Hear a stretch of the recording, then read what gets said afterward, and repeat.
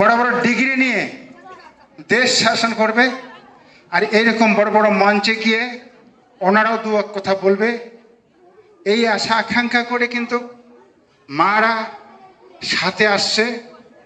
একটা বাচ্চাকে তৈরি করতে গেলে কি পরিশ্রম করতে হয় আমি জানি।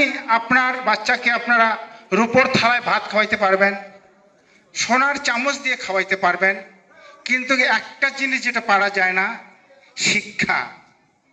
এই শিক্ষা নিতে গেলে আমাদের শিক্ষা গুরু যারা এখানে আছেন, শিক্ষা গুরুরাই মাধ্যম দিয়ে আমরা শিক্ষাকে এগিয়ে নিয়ে যাব।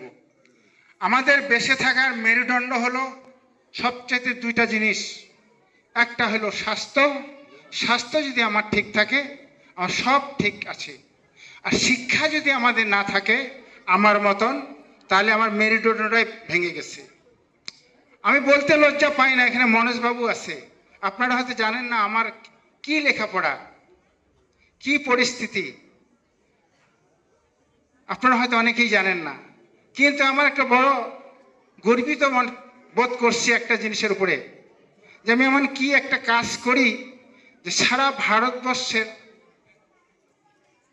পরিচিতি মুখ যারা, প্লেয়ার থেকে, নেতা থেকে, মন্ত্রী থেকে, গায়ক থেকে, নায়ক থেকে আমাকে চিনতেছে।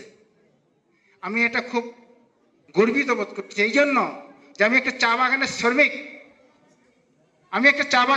আমার ফ্যামিলিতে গেছে মনোজবাবু বিএড কলেজের একজন কর্ণধার, উনি জানে আমার সংসারের হাড়ির খবর জানে, সেই হাড়ির খবর নিয়ে কিন্তু উনি এখানে বসে আছে।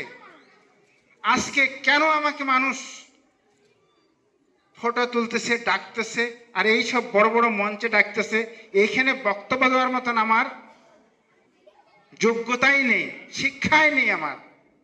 কিন্তু আমি এটা মনে করি শিক্ষা না থাকলেও মানুষের বইটার মধ্যে একটা জিনিস দেখলাম, ইংলিশ পয়েন্টটা আমার আসে না, এটাতে লেখা আছে মনে হয় ট্যালেন্ট। এই যে ট্যালেন্ট ভাষাটা লেখা আছে, ব্রেন অর্থাৎ যোগ্যতা মাধ্যম দিয়ে বাচ্চাগুলোকে এগিয়ে নিয়ে যেতে হবে। আপনারা যদি ভাবেন যে আমি স্কুলে বাচ্চাকে দিয়ে দিছি, আমার বাচ্চা ভালো লেখাপড়া করবে, চিন্তা নাই, এটা ভুল ধারণা, খুব ভুল ধারণা। স্কুলে রুটিন দেওয়া হয়, শিক্ষা একটা বাচ্চাকে যদি 5 মিনিট করে টাইম দেয় তো কত বাচ্চা আছে, ওরা কি টাইম দিতে পারবে?